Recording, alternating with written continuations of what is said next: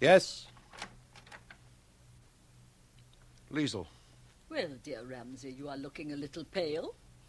It's 1 o'clock in the morning. What do you want? To talk. I love to talk with you, and you're a man who needs talk. Neither of us is sleeping, therefore we shall talk. May I sit by you?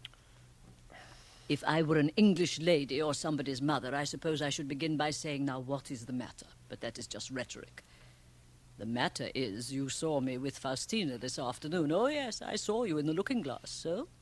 So? Oh, you were just like a little boy, Ramsay. Or no, I'm forgetting that only silly men like to be told they're like little boys. Very well. You are like a man of 50 whose bottled-up feelings have burst their bottle and splashed glass and acid everywhere. But you have no art of dealing with such a situation as a man of 50, so you're thrown back to being like a little boy. Well, I'm sorry for you. Not very much, but some. Don't patronize me, Liesl. That is an English word I have never really understood. Don't bully me, then.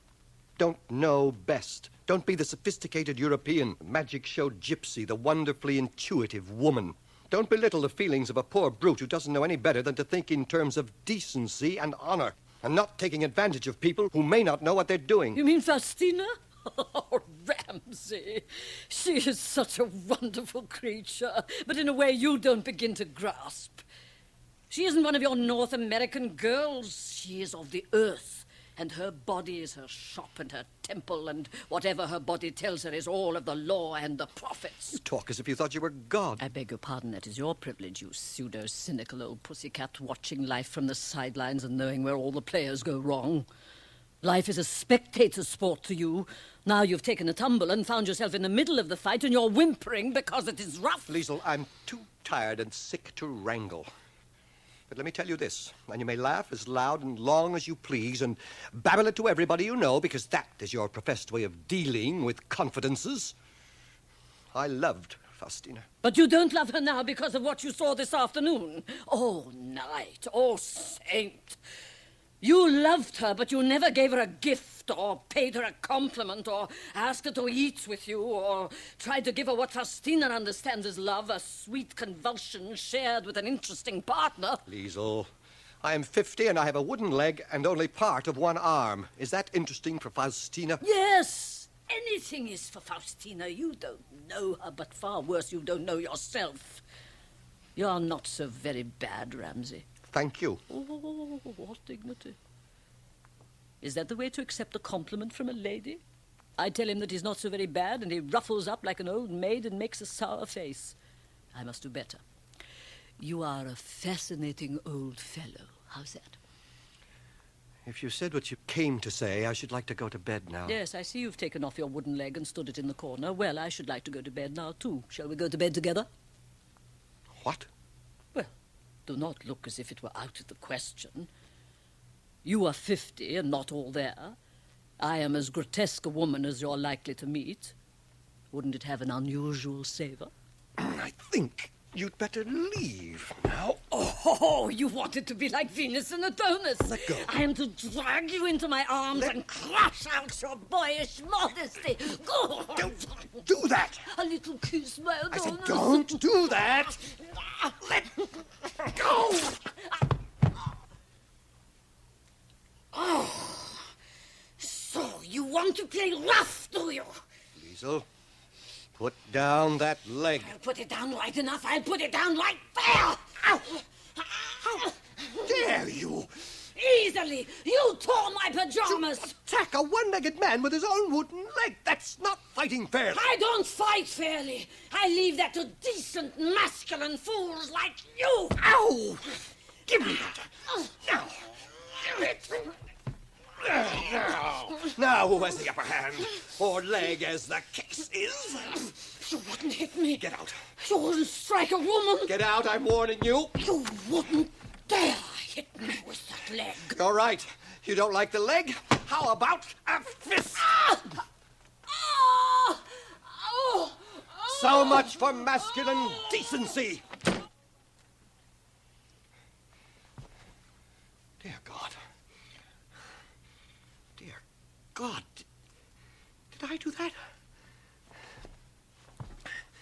Where did I put that flask?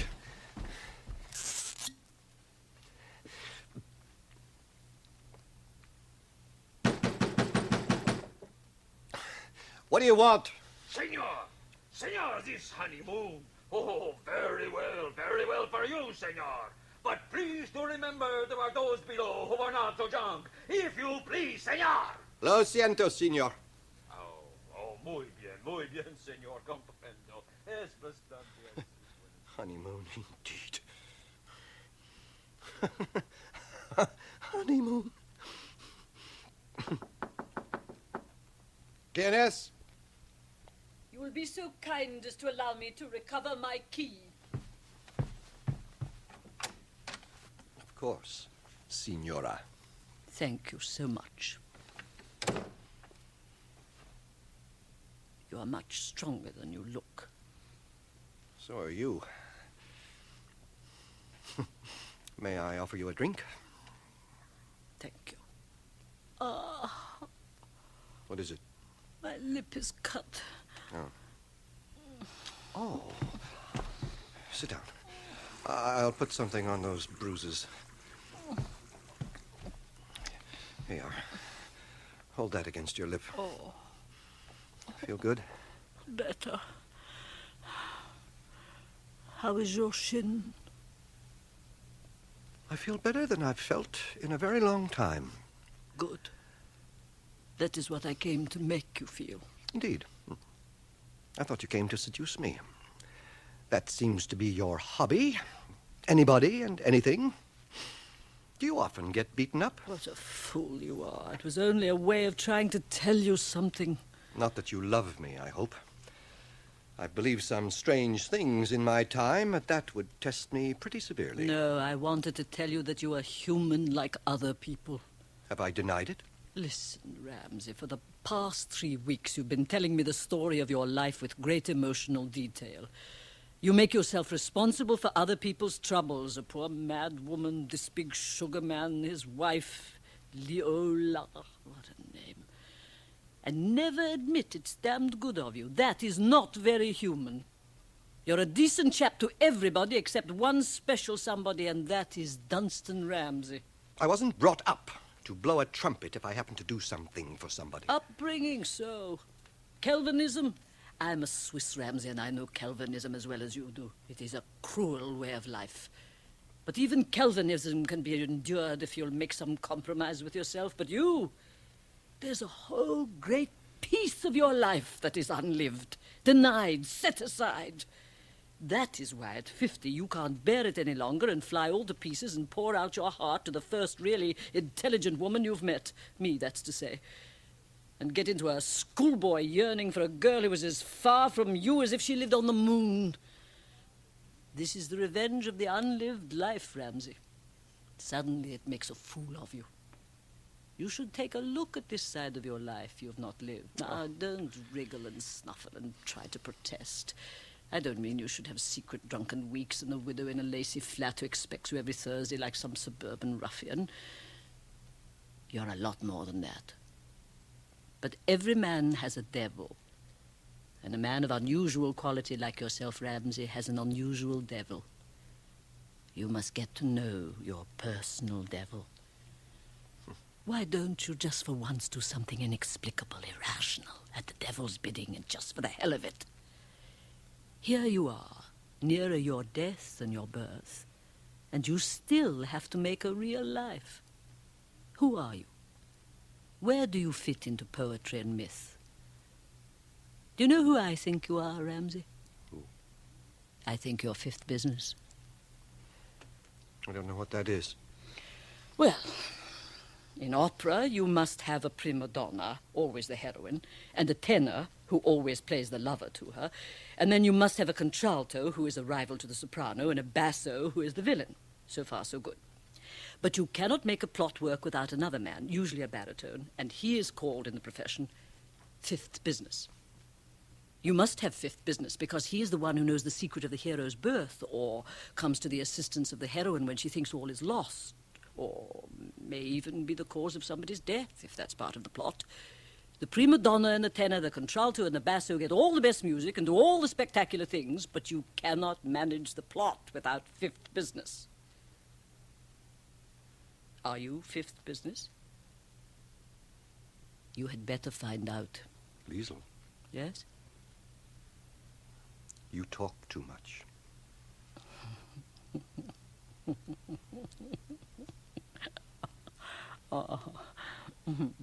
But you see, I always get what I come for.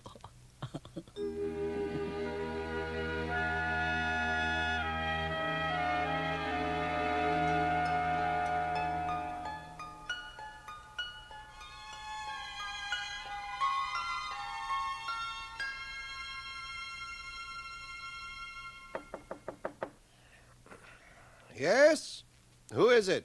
Una parcela, señor. Un momento.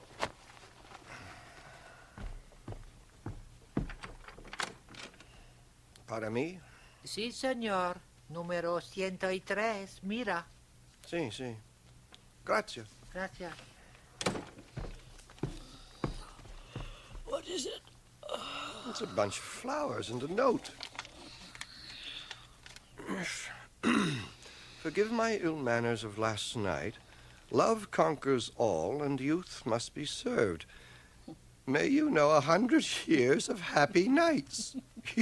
Your neighbor in the chamber below.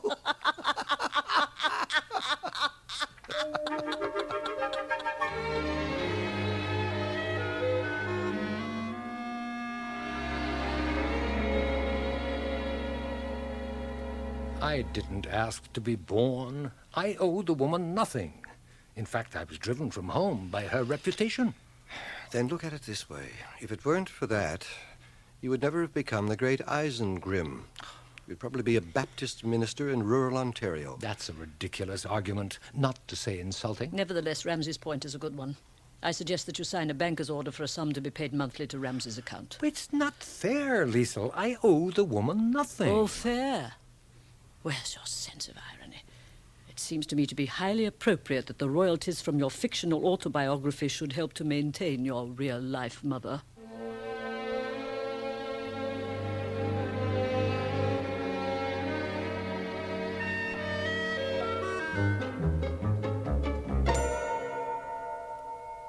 Mrs. Dempster, I have a surprise for you. A surprise? Yes. Good news. Oh? I've seen Paul. Paul? Yes. Where is he? Is he here? I saw him in Mexico. Is he hurt? Is he all right? He's fine. He's just fine. Why didn't you bring him? He couldn't come just now. He has a very demanding career, you see. He travels a great deal. Take me to him, Dunny. I want to see him. Well, that's not possible just now. But he sends his love. Oh. And he... Oh, Yes, and my he says baby. he will try to come and see you as soon as he comes to Canada. My baby. Yeah. My little boy. Mrs. Dempster, he's a very successful and handsome man of 40 now, and he's sending me money every month to move you to this pleasant hospital. What? He's sending me money every month. He's keeping me here? Yes, he wants you to be comfortable. A little boy is keeping me here? That's the most ridiculous thing I ever heard. So that's it. So that's it. It's you. Please. It's you, isn't it? It's you that's keeping me No, here Mrs. so I Dempster. can't see him? Please, You're the Mrs. snake in the Dempster. grass? You're one of No, them? you mustn't. Don't touch me! I'd scratch your eyes out! Nurse! You're keeping me from my baby! Nurse! You stole my baby! Give me back my baby!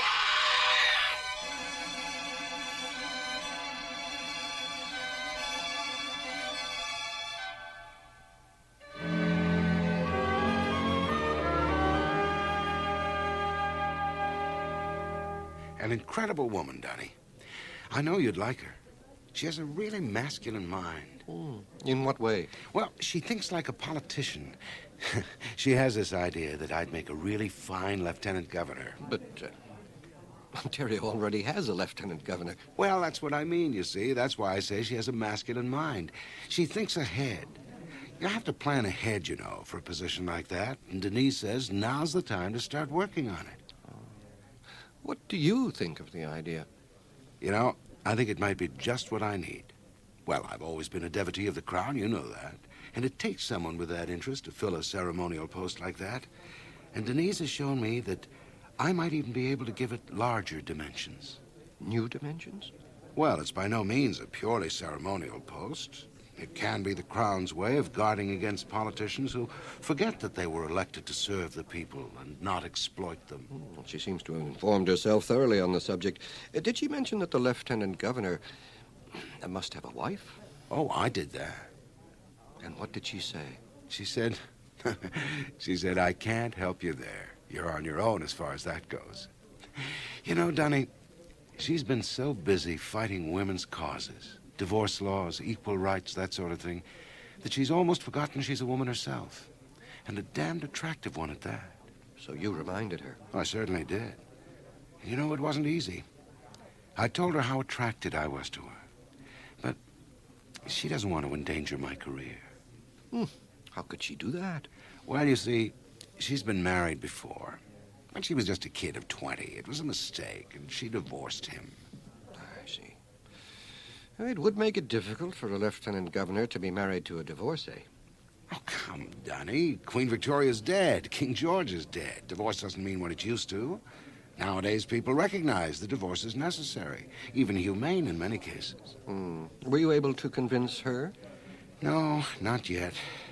You see, she's also got this foolish idea that people might think, well, that she married me for my money, position. Poor kid. She's afraid she wouldn't be up to being Mrs. Boyce Staunton, let alone the Lieutenant Governor's lady.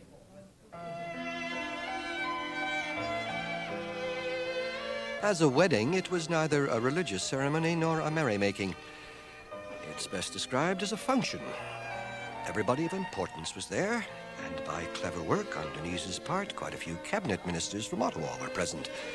And the Prime Minister sent a telegram. The bride wore a ring of unusual size. The best man was a bank president. The very best champagne flowed like the very best champagne. There was little jollity, but no bitterness except from David. Do we kiss the bride, David? Why not? She's been kissed oftener than a police court Bible and by much the same class of people.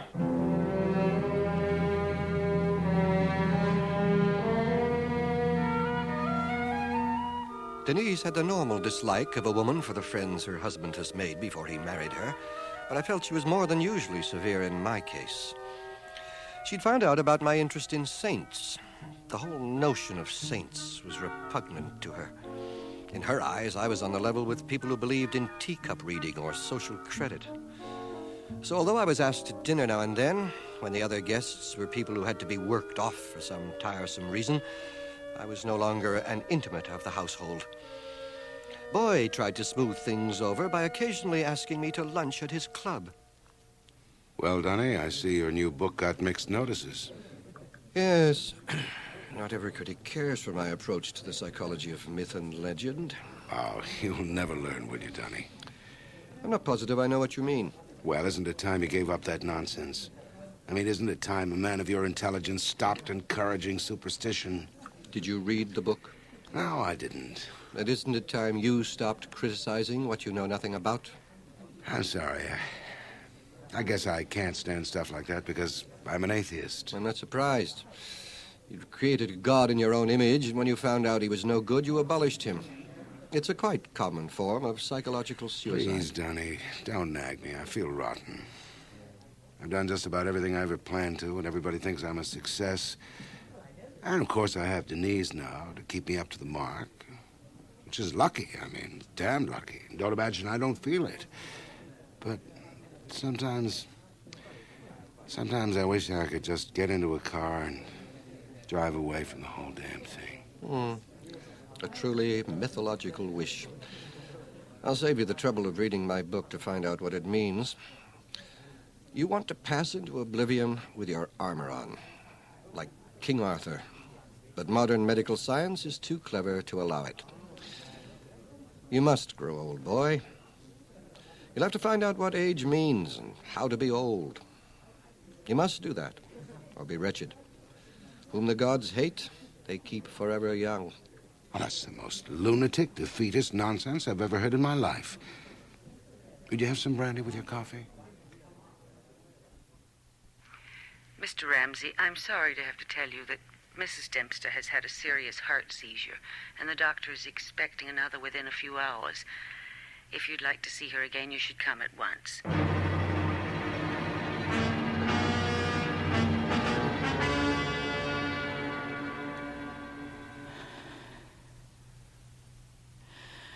Hello, Mrs. Dempster. Oh.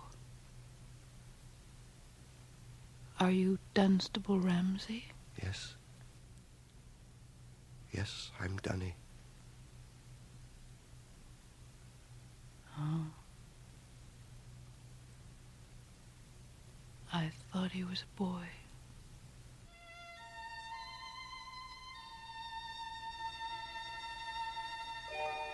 I sat by her bed for quite a long time, but she didn't speak again. Perhaps an hour later, the hand I held gave a little tug, the least possible squeeze. It was the last message I had from Mrs. Dempster. It was a very bad night for me. I kept up a kind of dismal stoicism until I went to bed, and then I wept. I hadn't done such a thing since my mother had beaten me so many years before.